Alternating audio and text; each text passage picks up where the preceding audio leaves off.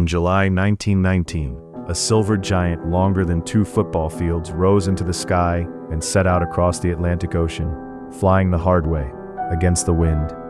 It was one of the most daring journeys of the age, and today, almost no one remembers it happened.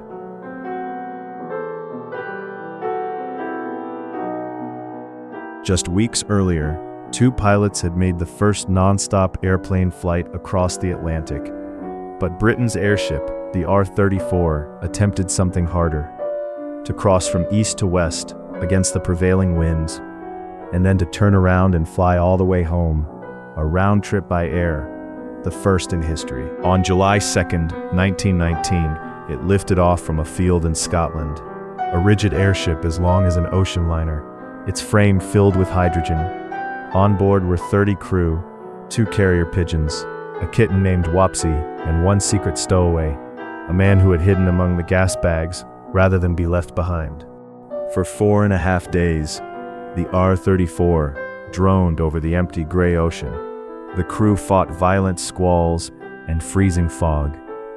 And when a fuel line sprang a leak, they sealed it with the only thing they had on hand: the entire crew's supply of chewing gum. By the time the coast of America appeared, the fuel was nearly gone. The great airship limped toward Long Island with only 40 minutes of fuel left.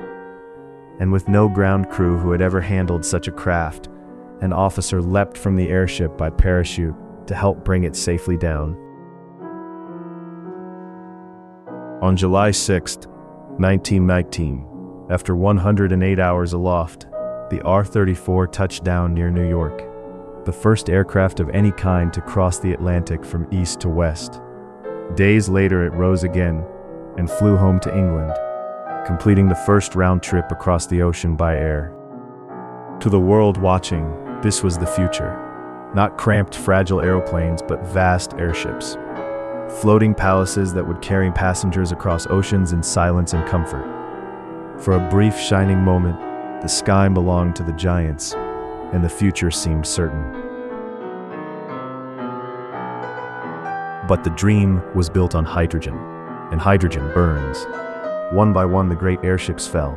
The R-101 on a hillside in France, the Hindenburg in a sheet of flame. The age of the airship ended almost before it began, and the R-34's quiet triumph faded into a footnote, a forgotten first, from a future that never came.